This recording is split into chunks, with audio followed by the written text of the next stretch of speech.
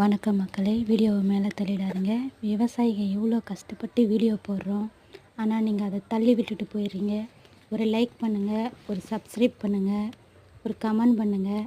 அப்போ தான் வீடியோ எடுத்து போடுற எங்களுக்கும் ஒரு உற்சாகம் இருக்கும். இப்போ தான் அந்த செடி பூ விட்டுருக்கு, இனிமேல் காய்க்கும். அதையும் நான் வீடியோ எடுத்து போடுறேன்.